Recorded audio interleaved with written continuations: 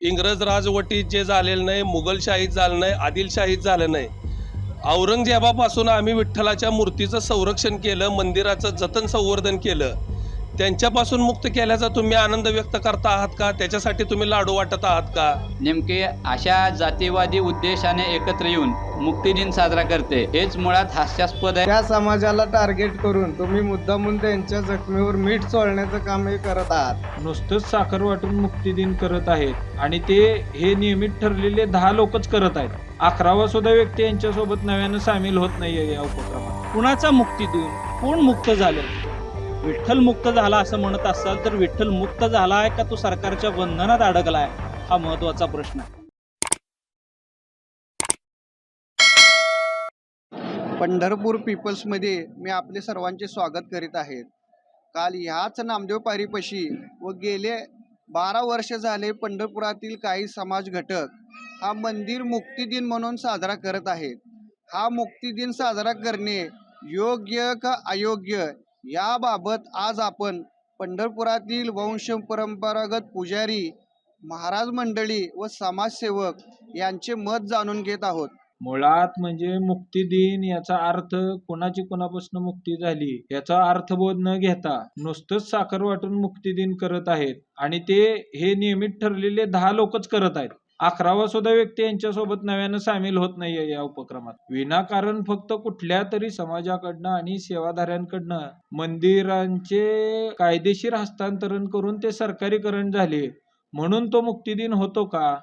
एका हातात साखर आणि एका हातात तेल घ्यावं, तेच तेल डोळ्यात घालावं आणि डोळ्यात तेल घालून त्या मंदिर समितीच्या कागदपत्रांची माहिती घेऊन पाहणी करून मग मुक्तीदिन साजरा करावा की मंदिर समितीचं झालेलं सरकारीकरण योग्य आहे. या विठ्ठल रुक्मिणी मंदिर समिती स्थापन करून विठ्ठल रुक्मिणी मंदिर समिती म्हणून विठ्ठल रुक्मिणीला ज्या सरकारच्या ताब्यात दिलेलं आहे ते योग्य आहे का बडवे उत्पाद सेवाधारीच हे योग्य होते, याबाबत चर्चा आणि उहापोह हा त्यावेळेस करायला पाहिजे. अशा कोणत्याही बाबींची तपासणी न करता केवळ हातात साखर घ्यायची आणि मुक्तीदिन 10 जणांनी साजरा करायचा तर याच्याने फक्त आणि फक्त डायबिटीस होईल, बाकी साध्य काहीच होणार नाही. रामकृष्ण हरी. 17 जानेवारी 2014ला संपूर्णपणे श्री विठ्ठल रुक्मिणी मंदिर बडवे उत्पाद प्रशासनाकडून पूर्णपणे शासनाकडं हस्तांतरित करण्यात आलं. या गोष्टीला आज जवळजवळ 10 वर्ष उलटून गेलेली आहेत. यामधल्या काळामध्ये काही मंडळींनी या 17 जानेवारीला ज्यांना हे मंदिर बडवे उत्पादकांकडून गेल्याचं दुःख झालं त्यांनी हा काळा दिवस पाळला, तर ज्यांना आनंद झाला अशा लोकांनी मुक्तीदिन पाळला. दशकभराचा कालावधी लोटून गेल्यानंतर सुद्धा काल परवा पुन्हा 17 जानेवारीला अशा पद्धतीचा तो मुक्तीदिन या ठिकाणी साजरा करण्यात आला. भक्तांना काही प्रसाद वाटण्यात आला. मुळामध्ये प्रश्न असा आहे की मुक्तीदिन जर साजरा होत असेल तर कुणाचा मुक्तीदिन, कोण मुक्त झालं? विठ्ठल मुक्त झाला असं म्हणत असाल तर विठ्ठल मुक्त झाला आहे का तो सरकारच्या बंधनात अडकला आहे, हा महत्त्वाचा प्रश्न आहे. हा मुक्तीदिन साजरा करण्याने कधी याचं चिंतन केलंय का? आज गेल्या 2014 पासून 2025 पर्यंत मध्ये ज्या कारणाकरता बडवे उत्पादकांना सेवेतून बाहेर काढलं त्या कारणांची पूर्तता शासनानं केली आहे का, हा प्रश्न एकदाही या लोकांनी शासनाला विचारलेला नाही. या मुक्तीदिनाच्या निमित्ताने तरी ती शासनाला प्रश्न हा विचारायचा की आपण ज्या ज्या आश्वासनांची पूर्तता आम्हाला सांगितलेली होती ती पूर्तता झाली आहे का? उलट ही मुक्तीदिन साजरा करणारी मंडळी खाजगीमध्ये बडवे उत्पादकांच्या काळात उलटी व्यवस्था चांगली होती पण इतकी सरकारची व्यवस्था बिघडलेली हे मान्य करतात आणि ऑन स्क्रीन मात्र हे अशा पद्धतीचा मुक्तीदिन साजरा करतात. बरं, हा मुक्तीदिन साजरा करत असताना जर आपण याला थोडीशी एक किनार पाहिली तर याला एक वेगळ्या पद्धतीची किनार दिसून येते. मला सांगा, अनेक ठिकाणच्या मंदिराचं सरकारीकरण झालेलं आहे. कोल्हापूरला सुद्धा मंदिराचं सरकारीकरण झालेलं आहे, तिथं कुठल्याही पद्धतीचा मुक्तीदिन साजरा होत नाही. तुळजापूरलाही मंदिराचं सरकारीकरण झालेलं आहे, तिथं कुठलाही मुक्तीदिन साजरा होत नाही. पंढरपूरलाच का मुक्तीदिन साजरा होतो? तर याच्या पाठीमागं कोणती किनार आहे हे कोणाला सांगण्याची आवश्यकता नाही. सुज्ञांना हे तर अजिबात सांगण्याची गरज नाही.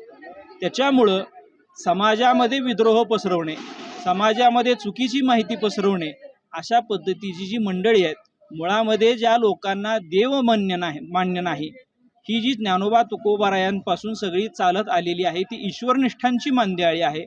आणि ज्या लोकांचा ईश्वराशी काहीही संबंध नाही, अशा पद्धतीची माणसं अशा या मुक्तिदिनामध्ये साजरी होतात, तो साजरा करतात. अशा पद्धतीच्या मुक्तिदिनाचा वारकरी संप्रदायाशी, त्याचबरोबर विठ्ठल भक्तांशी दुरान्वयही संबंध नाही असं मला वाटतं.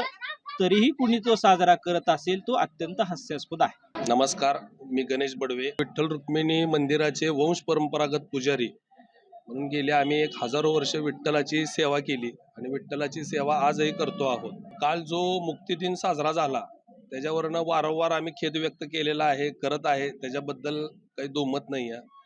मुक्तिदिन साजरा करत असताना कुणाच्या ताब्यातून मुक्त केला आणि ही कुणाच्या डोक्यातून संकल्पना आली मुक्तिदिन साजरा करायची, ही गोष्ट आज तागायत आम्हाला 12 वर्ष झालं कळलेली नाही. न्यायव्यवस्थेने जो निकाल दिला त्या न्यायव्यवस्थेबरोबर आमचा लढा आजही चालू आहे आणि आम्ही तो अविरतपणे लढतो आहे. त्याच्यातही आम्हाला यश येईल याबद्दल काही दुमत नाही आहे. पंढरीनाथ आमच्या पाठीचे आहे. ज्या कारणासाठी आम्हाला हे काढण्यात आलं त्याच्यावरची हे आत्ताची विठ्ठल रुक्मिणी मंदिर समिती आहे. 51,000 रुपये नित्यपूजेला घेते. जे राजोपचार पूजा म्हणून आम्ही करत होतो, जे आमचे पिढीजात आहेत राजोपचार पूजेत, जी पूजा सावळ्यात केली जाते, ज्या पूजेला वेदमंत्रात देवाला भगवंताला पूजा अर्चा केली जाते, तिथं हे भाविकांकडून 51,000 रुपये घेतात. आज दिवसभरात तुळशी पूजा 60 तुळशी पूजा होत आहेत. अन्नछत्राच्या माध्यमातून ह्यांनी करोडो रुपयाचा भ्रष्टाचार केलेला आहे. तुळशी पूजा, पाद्यपूजा, महापूजा बंद करण्याच्या नावाखाली यांनी पाद्यपूजा चालू केलेल्या आहेत. त्याचे 5-5, 10-10 हजार रुपये. म्हणजे विठ्ठल रुक्मिणी मंदिर समिती नुसत्या पूजेच्या माध्यमातून रोजचे 1.5 ते पावणे 2 लाख रुपये इन्कम मिळवते. लाडू प्रसादाच्या नावाखाली यांचा करोडो रुपयाचा भ्रष्टाचार आहे. अन्नछत्राच्या नावाखाली यांचा भ्रष्टाचार आहे. गोरक्षणाच्या म्हणजे गोशाळेच्या नावाखाली यांचा करोडो रुपयाचा भ्रष्टाचार आहे. ह्या गोष्टीतून कधी मुक्त करावा असं या कुठल्या श्रमिक दलाला किंवा पंढरपुरातले जे तत्कालीन नेते आहेत, जे स्वतःला पंढरपूरचे मोठे नेते समजतात आणि आज जे नेतेगिरी करायला येते, त्या नेत्यांनी विठ्ठल रुक्मिणी मंदिर समितीला जाब विचारला पाहिजे.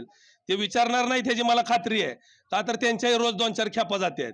मला असं पंढरपूरकरांना विचारायचं आहे, जे काल माधवारात लाडू वाटत होते त्या लोकांना मला विचारायचं आहे, पंढरपूरचे सुजाण नागरिक म्हणून तुम्ही विठ्ठल रुक्मिणी मंदिर समितीला हे प्रश्न जाब विचारणार का? हा माझा त्यांना प्रश्न आहे.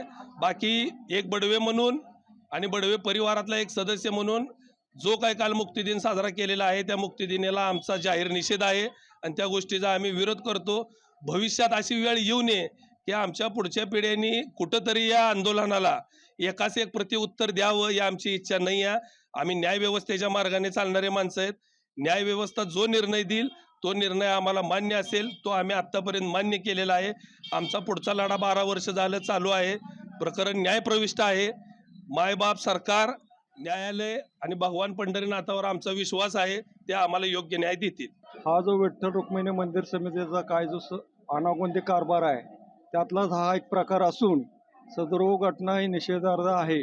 करायला पाहिजे उत्सव साजरे, पण सगळ्याला सर्वसमावेशक असं धोरण कोणतंही नाही आहे. 1 वर्ष खंड पुन्हा चालवायचं हे जे चाललेलं काय ठराविक लोकांच्या हातातलं कटपुतली आहे ही बंद व्हावी, ही एक नागरिक म्हणून माझी नम्र विनंती. रामकृष्ण हरी. मंदिर मुक्त केलं म्हणजे असं काय वेगळं केलेलं नाहीये, फक्त बडवे उत्पादितून बाजूला काढलेले आहे. त्या समाजाला टार्गेट करून तुम्ही मुद्दामून त्यांच्या जखमीवर मीठ चोळण्याचं काम हे करत आहात. रामकृष्ण हरी. एखाद्या विशिष्ट समाजाच्या भावनांशी खिलवाड करण्याचा काल प्रयत्न केलेला आहे. महाराष्ट्र पुरोगामी तो महाराष्ट्र म्हणून ओळखला जातो. या विशिष्ट समाजाच्या भावना दुखवण्याचा असा प्रसंग का करावा असं माझं मत आहे. काल काही जातीवादी मंडळीनं विठ्ठल रुक्मिणी मुक्तिदिन साजरा केल्याची बातमी वाचनात आली. मंदिर सरकारीकरण झाल्यापासून अनेक भ्रष्टाचाराची नवनवीन प्रकरणे उजेडात आली. भाविकांच्या नेमक्या गरजा काय आहेत, त्यांच्या अडीअडचणी काय आहेत यावर कधीही आवाज न उठवणारी ही मंडळी नेमके अशा जातीवादी उद्देशाने एकत्र येऊन मुक्तिदिन साजरा करते,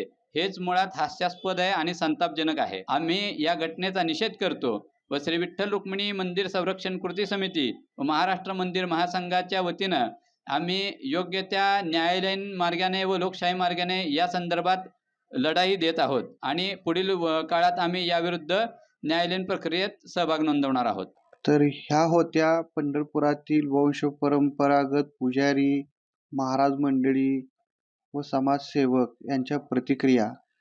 पण मंदिर मुक्ती दिन जे लोक साजरे करतायत त्यांना माझा एक छोटासा प्रश्न आहे की मंदिर मुक्तीचा हेतू हा सफल झालेला आहे का? पंढरपूरमध्ये येणाऱ्या अनेक गोरगरीब भाविकांना मंदिर प्रशासनाकडून सोयी सुविधा मिळतायत का? याचं आपण कधी दखल घेतली आहे का? आणि आपण जो मंदिर मुक्ती दिन साजरा करत आहात त्याच्या मागचा हेतू हा जाती जातीमध्ये तेढ वाढवण्याचा आहे का येणाऱ्या भाविकांना सोय सुविधा, मंदिर प्रशासनामध्ये चाललेले गैरकारभार हा आहे? ह्या प्रश्नाचे उत्तर आता मंदिर मुक्ती दिन साजरा करणाऱ्या प्रत्येक व्यक्तीला द्यावा लागेल.